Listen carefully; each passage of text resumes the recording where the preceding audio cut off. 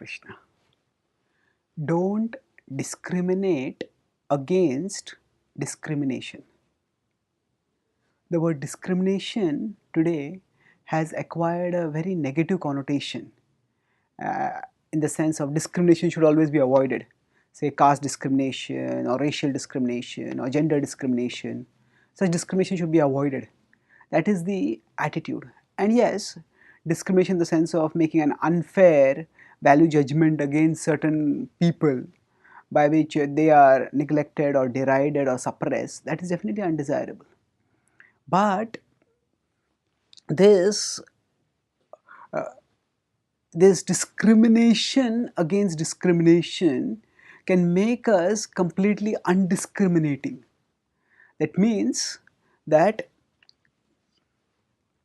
that when we don't recognize, if we say that okay, any kind of value judgment, it is discriminatory and we should not make any kind of value judgment, then what happens is we are left with no capacity by which to discern which values are right and which values are wrong.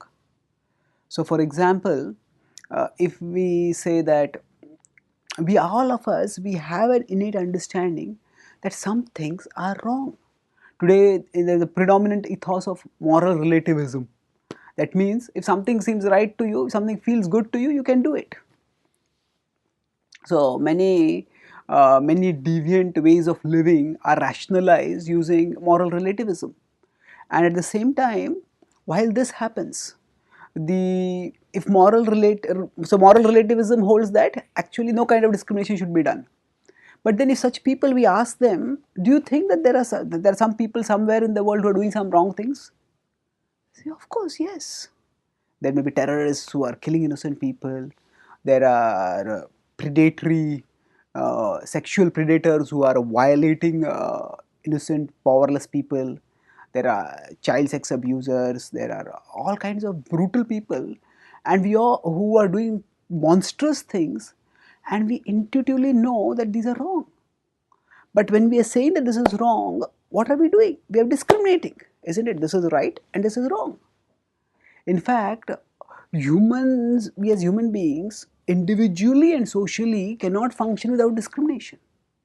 So, for example, if a person is driving a car in a very shaky way, and the police may stop, and the police may have some device by which to sense how much alcohol they've drunk, and then if they drunk too much alcohol, then they will be punished for DUI, driving under intoxication, influence of intoxication, driving when intoxicated. Now, what is this? This is discriminating. Okay, that means certain people are not fit to drive a car. So when say people are to be given a driving license, at that time below a particular age, they're not given driving license. This is discrimination. So discrimination itself is not bad.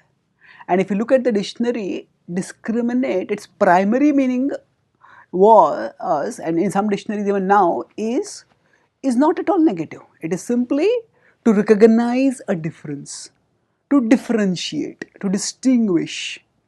So discrimination in that positive sense is vital for us to be able to make choices of what is good and what is bad, what will help us grow and what will suppress us. In the Bhagavad Gita, Krishna talks about this as intelligence in the mode as intelligence in the mode of goodness. So he says, pravrittim cha nivrittim cha karya karye bhaya bhaye bandham moksham cha ya vetti buddhi sa partha satviki. So he says, pravrittim cha nivrittim cha, to know what is to be done and what is not to be done. Karya karye, that this is something to be done, this is not to be done. Bhaya abhaye, this I should be afraid about doing this. Abhaye, this I should not be fearful about doing it.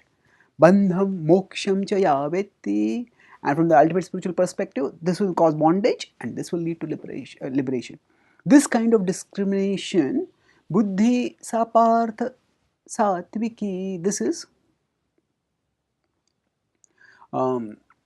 this is actually essential for us to grow in our life, and this is what will help us to achieve our full potential materially and spiritually.